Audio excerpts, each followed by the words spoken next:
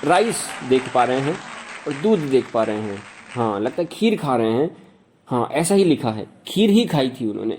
और इससे पहले आपको बता दें कि उनके चरण धोए गए थे अंदर कैंप में, क्योंकि वहाँ कैमरा इस तरह से स्पेशल परमिशन के थ्रू वहाँ पे भेजा गया था। तो हमें मालूम पड़ा है कि उन्होंने वहाँ पे भगवान के पैर धोए, अच्छे से उनको नहलाया धोया, कपड़े पहनाए, बड़े सुंदर तरीके से एक बहुत ही गद्दीदार जगह पे भगवान को मखमल के कपड़े के ऊपर, गद्दे के ऊपर इस तरह से बैठा रखा है और बड़ी शांति से भगवान खा रहे हैं। रात होने को आ गई है, सबके रेस्ट का टाइम हो चुका है आज का। हाँ, अब लगता है सोने वाले हैं। ठीक है, अब हम सीधे कल पे ले चलेंगे आपको। हम भी सो चुके हैं, अब हम उठ चुके हैं, सुबह हो चुकी है। मथुरा के अंदर आज जबरदस्त घमासान होने वाला है। कल का टेलीकास्ट हमने जो आपको बताया है उससे आपको अभी तक मालूम पड़ चुका होगा कि कृष्ण ने कंस को बहुत नुकसान पहुंचा चुके हैं और अब सीधे आज उसकी मृत्यु का दिन आ चुका है। और अब हम दिख रहे हैं कि सुबह सुबह कंस बड़ा ही घबराया हुआ था। रात को जो हमारे स्पेशल एडिटर इन न्यूज़ और जो स्पेशल कैमराज हैं उनके साथ हमने कंस के अंदर की आत्मा को जानने की कोशिश करी, तो हमें मालूम पड़ा कि उसने बड़े भयंकर सपने देखे थे। नींद उसको आई नहीं, रात रात में देख रहा था कि गधे पे जा रहा है, दो दो चांद और जो दो सितारे उसको दिख रहे हैं और उल्टा लटका हुआ साउथ दिशा की तरफ वो बढ़ रहा है। इस तरह से उसको बैठे बैठे भी सपने आ रहे थे और सोने की तो बात ही क्या, सोने पे भी सपने आते थे। इस तरह से उसको नींद ही नहीं आई ढंग से। पर जैसे ही सवेरा हुआ, उठ खड़ा हुआ है और रेसलिंग के मैच की प्रिपरेशंस में वो लग गया है। इस तरह से आज का दिन ज़बरदस्त तरीके से शुरू है। ज़बरदस्त डेकोरेशन है रंगशाला में, वहाँ पे पूरी तरफ चारों तरफ इसको मालाओं से ढक दिया गया है, सुंदर सुंदर पुष्पों से। धूल का वहाँ पे एक बड़ा सा मैदान है, चारों तरफ मथुरा के ज़बरदस्त होर्डिंग हो रही है। ऐसी होर्डिंग जो आपने आईपीएल और वर्ल्ड कप में भी नहीं सुनी होगी, इतनी ज़बरदस्त वो हूटिंग हो रही है वहाँ पे।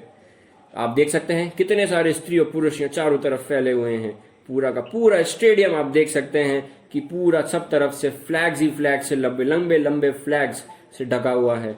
ऐसी कोई जगह नहीं है जहां पे उनके झंडे नहीं लहरा रहे हों।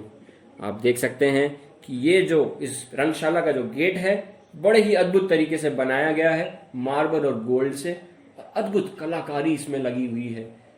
यहाँ पे आपको बता दें कि विशिष्ट लोगों के लिए एक अलग से बैठने की व्यवस्था है, जिसमें आसपास के राजा जो आएंगे और गणमान्य अतिथि जो आएंगे उनके लिए व्यवस्था की गई है। और एक मिनट,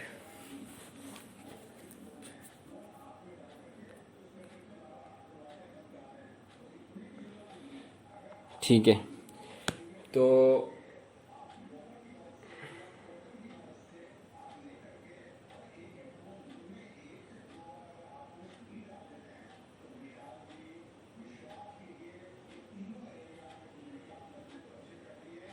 ठीक है, तो मैं आपको बताया था कि झंडे फहरा रखे हैं और गेट पे उनका जबरदस्त डेकोरेशन है। चारों तरफ लोग आ चुके हैं और वहां पे जबरदस्त दुंदुभियां बज रही हैं, नगाड़े बजे जा रहे हैं।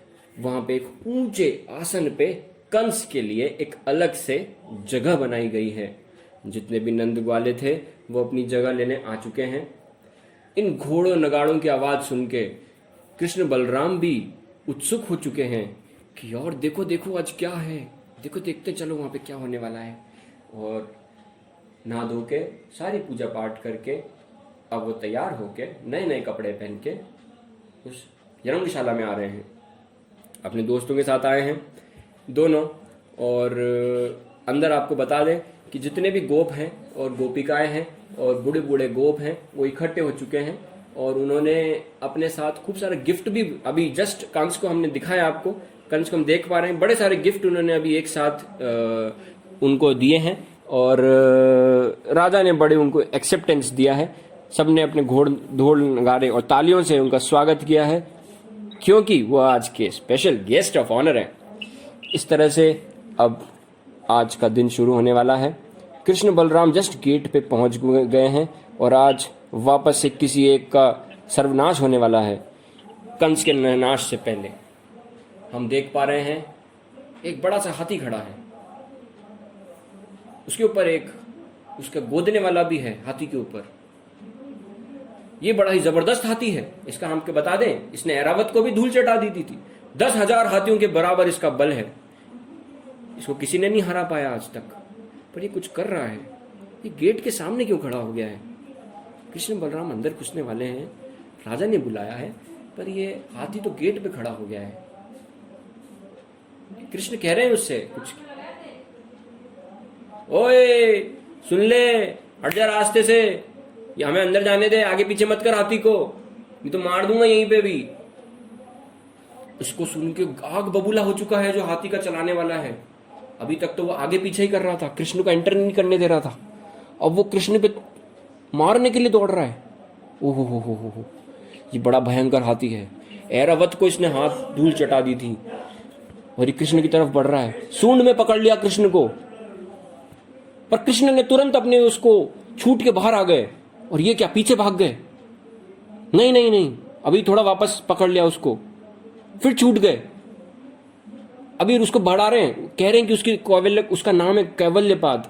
उस कैवल्यपाद को, कैवल्य पीड़ा हाथी को कह रहे हैं कि मेरी तरफ आ आ आ आ आ, उसको चिढ़ा रहे हैं। अरे बाप रे, आपको बता दें, जब कृष्ण चिढ़ाते हैं किसी को तो आप सोच नहीं सकते वो कितना फ्रस्ट्रेटेड हो जाता है।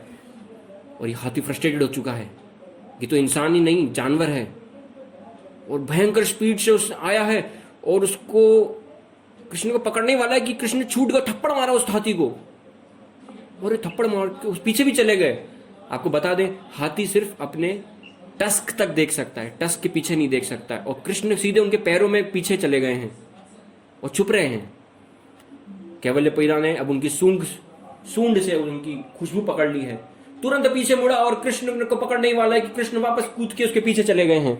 इस बार उन्होंने उसकी पूंछ पकड़ ली है।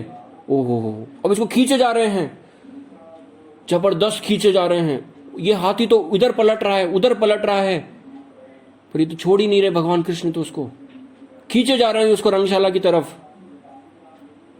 ये क्या हो रहा है? और अब हाथी उठ खड़ा हुआ है, वापस भगवान को मारने वाला है। भगवान उसके सामने गिर गए और ये अपने सीधे टस्क से भगवान को मारने वाला है। उसने सीधे अंदर घुसाई। ओह, बच गए, जस्ट बच गए।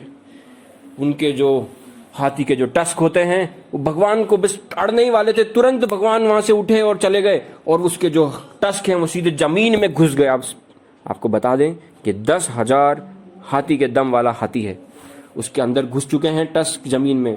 पागल हो गया है वो हाथी, अब उसको वापस निकालने की कोशिश कर रहा है। पर इसी बीच कृष्ण ने मुक्का मार दिया कैवल्य पीड़ा को। और ये क्या, हाथी पड़ गया, उसका जो टस्क होता है वो हवा में आ गया है।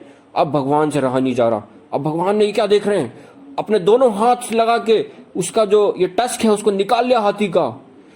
ओह, अब उसको मारे जा रहे हैं भगवान भयंकर रूप से। इस स्पीड को आप सोच नहीं सकते, हम आपको कैमरा पे दिखाने लायक नहीं है इस स्पीड को। ये एक ही सेकंड में न जाने कितनी बार भगवान उसके टस्क को मार डालते हैं और एक ही हाथ में कईयों की जान निकाल सकते हैं। इतनी ताकत है उस हाथ के वार में। फिर भी उस टस्क से ही भगवान ने अब उस हाथी कैवल्य पीड़ा के जो संभालने वाला था उसको मार चुके हैं। और ये बलराम जी ने भी दूसरी टस्क निकाल ली है और हाथी को मार दिया है जबरदस्त तरीके से। कैवल्य पीड़ा हाथी मर चुका है। इसी बीच हम देख रहे हैं कि एक सुनाने वाले खबरिया ने कंस के पास जा रहा है, वो रोए जा रहा है और कंस के पास जाके चुपचाप से उसने कंस को बताया है कि कैवल्य पीड़ा हाथी मर चुका है।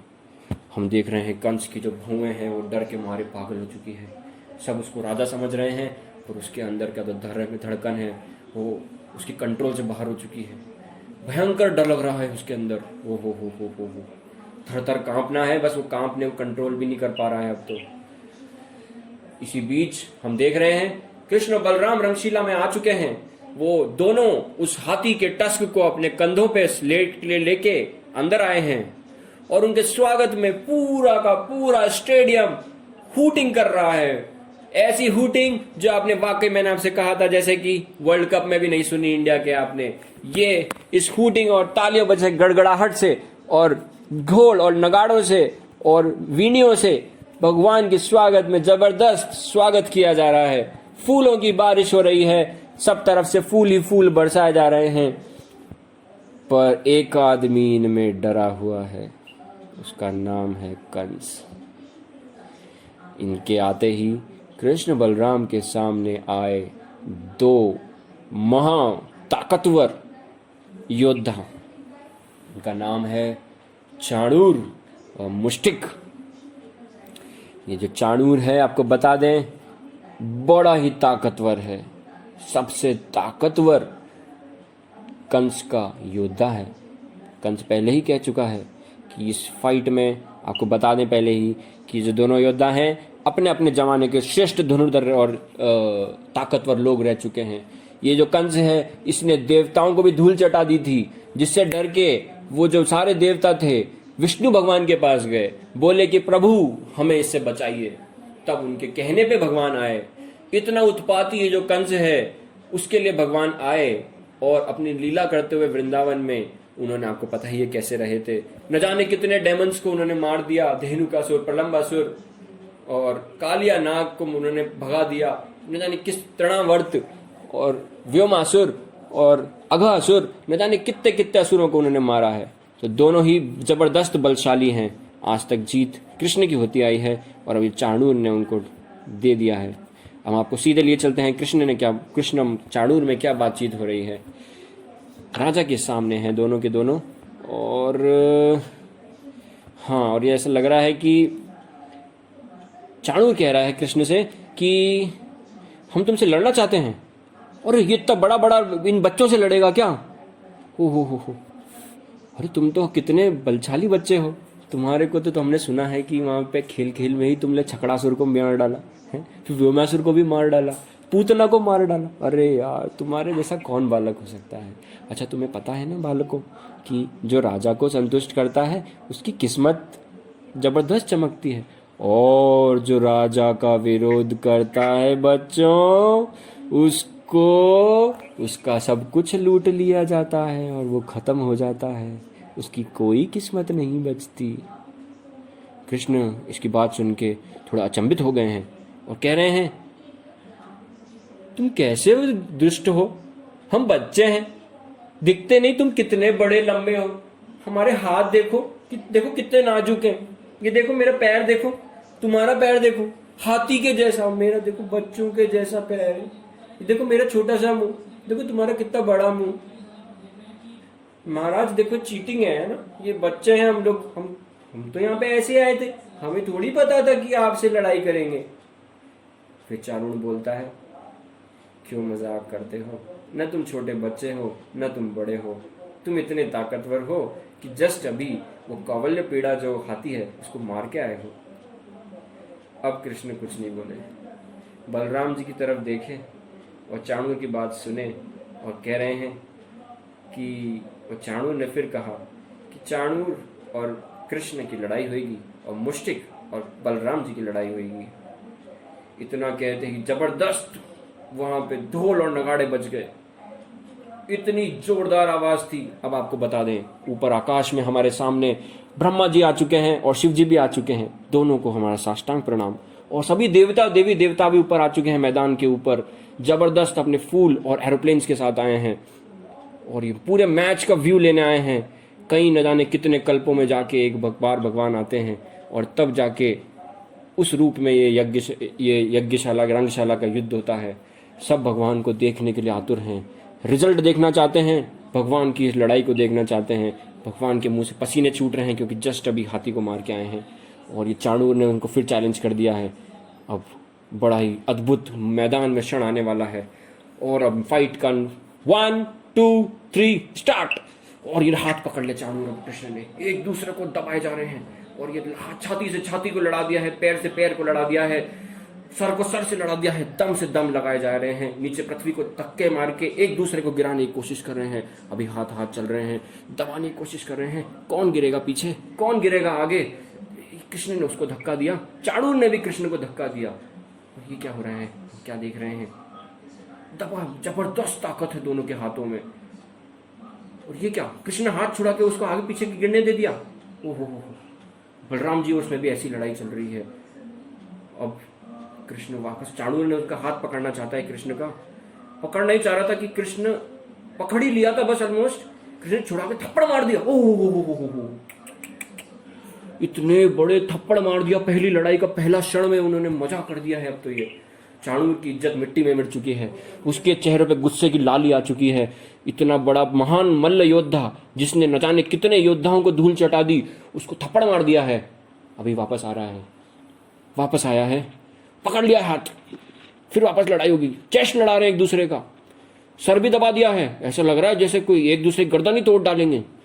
जबरदस्त दम लगा रखे हैं, पैर भी एक घुटने पे एक दूसरे को लगा रहे हैं, कोशिश कर रहे हैं कि दूसरे पीछे से लगा के घुटने को दबा के एक दूसरे को गिरा दें। कोई नहीं कर पा रहा कुछ भी।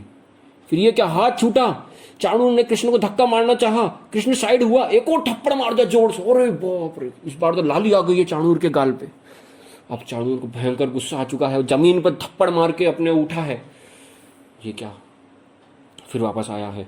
अब इनमें भयंकर युद्ध हो गया, दूसरे को एक दूसरे को उठा के फेंक रहे हैं। कृष्ण को फेंका इसने, चाणूर ने, चाणूर को उठा के कृष्ण ने फेंका, हाथी के जैसा लपड़ मारा। फिर चाणूर ने भी मारा, एक मुक्का कृष्ण ने उसके छाती में मार दिया चाणूर के। चाणूर पीछे नीचे गिर चुका, उठा, ये वापस आ रहा है और भगवान को वापस एक और धक्का मारा उसने, दोनों अपने हाथों से एक मुक्का बना के। भगवान पीछे गए पर उनको कुछ ज्यादा असर नहीं हुआ है। इस तरह से इनकी काफी लंबी फाइट चल रही है, चलती ही जा रही है, तो ऐसा लग रहा है कोई एंड ही नहीं होगा। इतने में ये क्या हो गया है, ये सभागार में, स्टेडियम में हम देख रहे हैं कि कुछ महिलाएं वहां पे उठ के इकट्ठी हो चुकी हैं, वो कुछ चिल्ला रही हैं। कैमरा ले जाओ वहां पे, देखो देखो क्या हो रहा है वहां पे। ये कैसी राज्यसभा है, ये कैसी राज्यसभा है। कोई तो छोटे बच्चों से क्या इतने बड़े बड़े योद्धाओं को युद्ध कराता है। वो कृष्ण है, छोटा बच्चा है। ये राजा को क्या हो गया है, यहाँ के लोगों को क्या हो गया है, ये सब पाप है। ऐसे छोटे बच्चों से युद्ध कराना इतने बड़े लोगों का पाप है। देखने वाला भी पापी और यहाँ रहने वाला भी पापी। पर हम छोड़ के भी कैसे जाएं इस फाइट को। हमारे कृष्ण को देखने के लिए हम कितने टाइम से हैं। अगर उसमें कुछ हो गया तो कौन जवाब देगा, कौन देखेगा इस चीज को। समझते क्यों नहीं है, कैसी राज्य के परिवार हो चुके हैं ये। सारी महिलाएं इकट्ठे होकर अलग अलग जगह पे ऐसी ऐसी बातें रो रही हैं और इस तरह से कर रही हैं, पर उनको सुनने वाला कोई नहीं है। पीछे राजा के कंस के सामने की तरफ एक और वहाँ एरिया है जहाँ पे देव की मैया, सॉरी इनकी यशोदा मैया बैठी हैं। वो भी रो के उनका हाल बुरा है। महिलाओं के साथ बैठी बैठी उनको सब महिलाएं ढांढस बैठा रही हैं कि डरो मत, कुछ नहीं होगा तुम्हारे कपाल कन्हैया को, बड़ा ताकतवर है, चिंता क्यों कर रही हो। पर उनसे रहा नहीं जा रहा और वो दूसरी तरफ चली गई हैं। डर के मारे उनके सब लोग उनको समझाए जा रहे हैं, पर उनका डर जा नहीं रहा। आखिर उनका है तो बच्चा, छोटा सा बालक कन्हैया। मैच जारी है, चाणूर और उनमें जबरदस्त फाइट हो रही है। एक दूसरे का हाथ पकड़ पकड़ के जबरदस्त दबाने का गला कर चुके हैं। कृष्ण अभी ने जस्ट चाणूर के ऊपर पीछे से हाथ दबा के और उसका गला दबा दिया है। आपको बता दें वापस कि जो भी हम बता रहे हैं शास्त्रों से है, एक एक शब्द इसके जो हैं वो सब कुछ वैसे के वैसे मतलब के साथ शास्त्रों में लिखे हैं। इसमें जैसा का जैसा है वैसा का वैसा ही हम आपको टेलीकास्ट कर रहे हैं। यही हमारे ऑडियो और वीडियो चैनल्स हैं। इसके बाद अब इन स्त्रियों की बात कृष्ण में पहुंच चुकी है। हमें मालूम पड़ रहा है इंटरनल इन्वेस्टिगेशन से कि कृष्ण ने उन स्त्रियों की बात सुन ली है। अब उसका कोई मूड नहीं है चाणूर को छोड़ने का। और हमने क्या देखा, एक फौलादी हाथ के साथ कृष्ण ने उसको जमीन पे पटका है और एक मुक्का धाएं और एक और मुक्का धाएं और तीसरा मुक्का धाएं चाणूर में मार दिया है। इतना ताकतवर मारा है कि उसकी तो बस अब आत्मा ही निकलने की शेष रह गई थी। पर चाणूर भी कोई कम ताकतवर नहीं है, आपको जैसा कि हमने बताया है। वापस जैसे एक हॉक वापस से उड़ता है, वापस उड़ा है और भगवान पे आया है। इस बार भगवान ने उस पे आने से पहले उसके हाथ पकड़ लिए और ये क्या, उसको घुमाए जा रहे हैं, घुमाए जा रहे हैं, घुमाए जा रहे हैं। वो हेलीकॉप्टर के भी स्पीड से ज्यादा तेज कर दी है उसकी स्पीड घुमाने की। इतनी तेज कर दी कि उसके जो खून था सर में और उसके हृदय में वो पैरों में जा चुका है उसके, क्योंकि हाथ से उसको घुमाया है। इतनी स्पीड से अब उसका जाके सारा फेंक दिया है भगवान ने। उसका शरीर से आत्मा निकल चुकी है, सारे रंग रोगन और उसके जो ऑर्नामेंट्स थे, गोल्ड थे, उसने जो ब्रास का हाथ में कड़ा पहन रखा था, वो सब बिखर चुका है। भयंकर स्पीड से घुमाया, बाय गॉड हेलीकॉप्टर से भी ऊंचा हो गया है स्पीड। तो क्या बताएं भगवान के हाथों की ताकत। उन फौलादी 3 मुक्के जो हमने आपको बताए, वो एक लोहे को किसी 1 सेकंड में 10 बार मार दे, उस स्पीड में भगवान ने उसको मुक्का मारा था। और उनकी ताकत का आपको अंदाजा नहीं हो सकता उस युद्ध में। फिर भी हमने जैसा आपको देख पा रहे हैं वैसा आपको टेलीकास्ट कर रहे हैं। इसी बीच हमने देखा कि बलराम जी भी मुष्टिक से लड़ रहे हैं और अब उन्होंने दोनों हाथ अपने घुमाए और ये मुष्टिक के सीने में दे मारा भयंकर। आपको बता दें कि संकर्षण खुद बलराम जी हैं, अनंत शेष। हाँ, उनकी ताकत यह है कि सारे ब्रह्मांड के समस्त जितने भी ग्रह हैं उन सबको ही बांध के रखते हैं और उन्होंने मार दिया है उसको।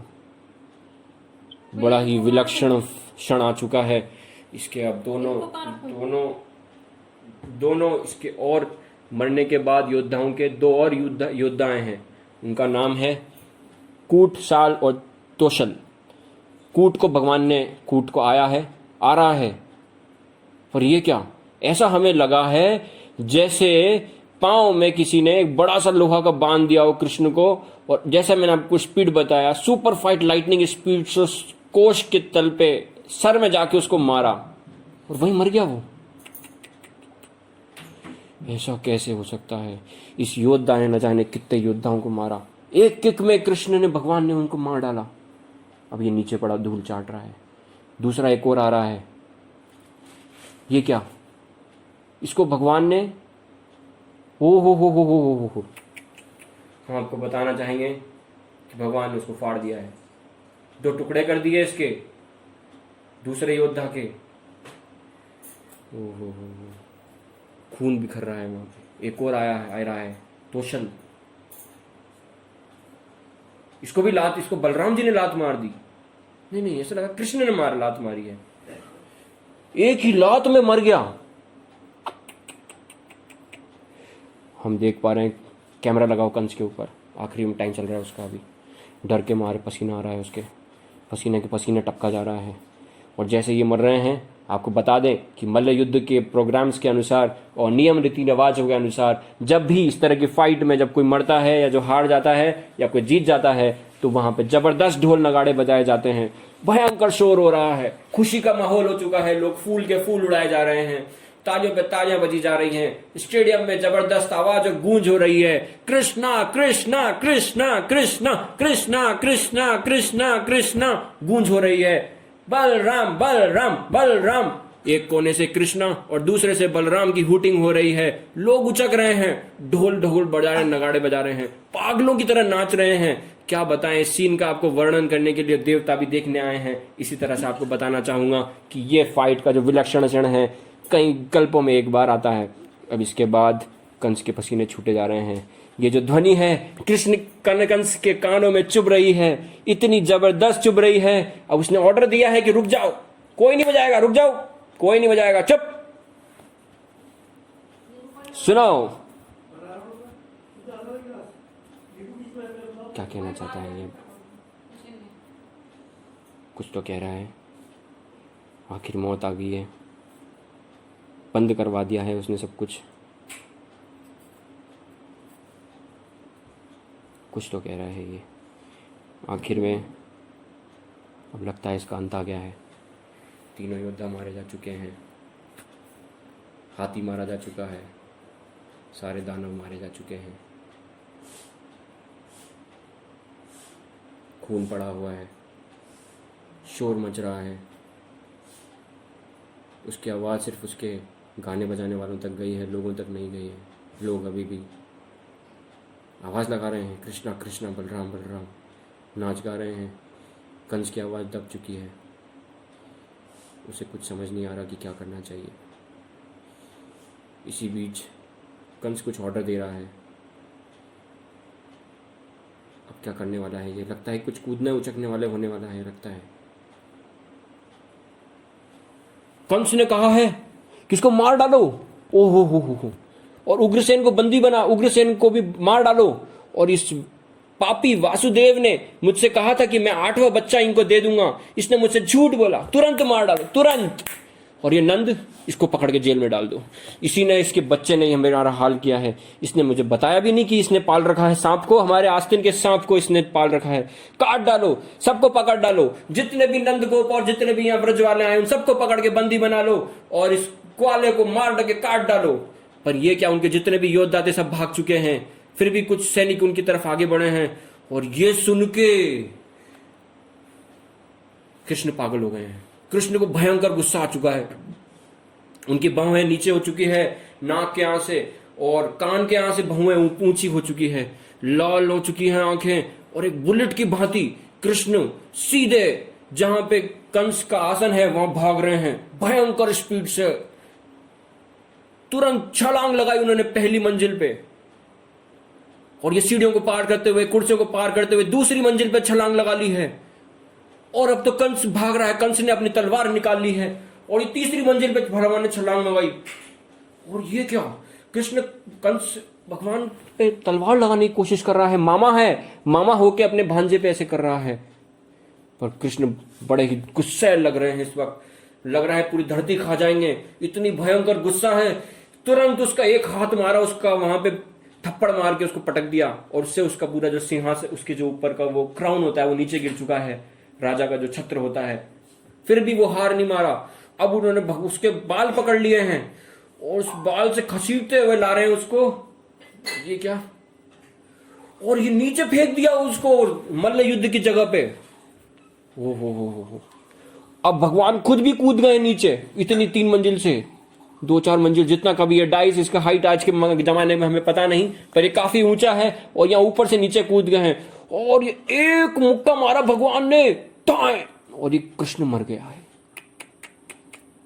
सब तरफ से, चारों तरफ से हाहाकार हो चुका है। उसके जो बंदी सगु संबंधी हैं वो रोना रो रहे हैं, और जन तक नाच नाच के 6-6 फीट ऊंचा कूद कूद के, हंस हंस के, जोर जोर से कृष्णा कृष्णा चिल्लाए जा रही है। कृष्णा कृष्णा कृष्णा की जय हो, कृष्णा कृष्णा कृष्णा की जय हो। ढोल नगाड़े बजे जा रहे हैं, पागलों की जैसा साउंड है, ऐसा साउंड जिसकी ध्वनि आपने कभी न सुनी है, न सुन सकेंगे हम कभी, जब तक कि हम वहां नहीं जाएंगे। पर अब आपको बता देना चाहेंगे कि यहाँ पे कंस मर चुका है, उसकी महिलाएं वहां पे सब रो रही हैं, सारे व्रजवासी खुश हो चुके हैं, कृष्णा कृष्णा बलराम बलराम की रट लगा चुके हैं, सब नाच रहे हैं, गा रहे हैं। इतने में ही मालूम पड़ता है कंस के भाइयों को कि वहां पे ये क्या हो रहा है। 8 भाई हैं उसके, और उनको मालूम पड़ गया कंस मर गया है और वो आ रहे हैं। हमें गुप्त सूत्रों से मालूम पड़ी है कि बिल्कुल नजदीक आ चुके हैं, नजदीक में ही थे, और सबने मारने के लिए आ रहे हैं, दौड़ते हुए आ रहे हैं रंगशाला में। और ये क्या, जब सभी लोग, आपको बता दें इससे जस्ट पहले जब कृष्ण ने मार दिया था तो सारे लोग जैसे स्टेडियम में भाग जाते हैं जब वर्ल्ड कप में इंडिया जीत जाता है, तो सारे लोग उठ के यहाँ पे आए, और कृष्ण के दोस्तों ने कृष्ण को उठा लिया था, और वहां पे बांस में उनके बगल में रखा था उसका अवल्य पीड़ा हाथी का दांत उठा रखा है।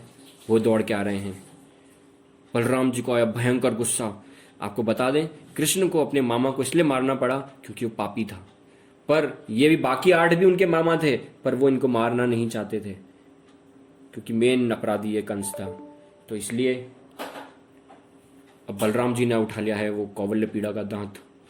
वो बलराम जी को भी भयंकर गुस्सा आ चुका है। और ये क्या हम देख रहे हैं, एक एक करके एक ही बार में उन्होंने एक एक उनके मामा को मारने लग गए। 8 के 8 मामा उन्होंने मार डाले उनके सबके। अब तो हाहाकार मच चुका है। इस स्टोरी का आज का ये 8 भाइयों के साथ अंत नजदीक आ गया है। 8 के 8 मारे जा चुके हैं, कृष्ण हीरो बन चुके हैं, सब के सब उनके प्रेमी हो गए हैं, पहले से ही थे, पर अब वो भगवान के साथ रह सकेंगे। इस बीच अपनी दुखियारी उन माँ देवकी और वसुदेव के पास उनको बंधन से छोड़वाने के लिए कृष्ण उनके कारागाह की तरफ रवाना हो चुके हैं। हम देख पा रहे हैं जल्दी से जल्दी कृष्ण बलराम अपनी माता जी के पास पहुंच रहे हैं, और ये पहुंच गए हैं जस्ट, और उन्होंने प्रणाम किया है, ताला खोल दिया है, तोड़ दिया है, और ये प्रणाम करके अब बिल्कुल अब ऐसा लग रहा है कि बस माँ उनको गले लगाना चाहती है। उन्होंने पता है कि भगवान कृष्ण हैं, बेटे हैं, इतने टाइम बाद मिले हैं। कृष्ण भगवान ने उनके पैर में अपना सिर रख के विष्णु देव के वसुदेव में और उनको प्रणाम किया है, बलराम जी ने भी, और दोनों को उन्होंने गले लगा लिया है। माता पिता तो नहीं लगाना चाहते थे, पर कृष्ण बलराम उनसे रह नहीं गया, उन्होंने लगा लिया है।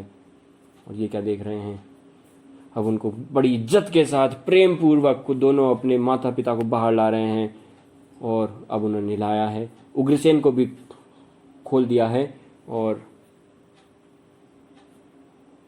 अब हम देख पा रहे हैं कि सब खुश हो गए हैं। अब उन्होंने उग्रसेन को राजा बना दिया है।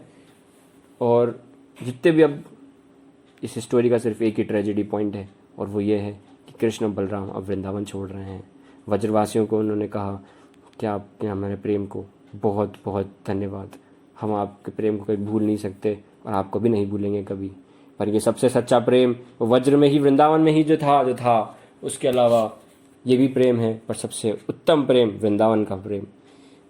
अब उनको जाने का मन नहीं कर रहा वृंदावन वासियों को, पर क्या करें, अब कृष्ण का अगला टाइम शुरू हो गया है।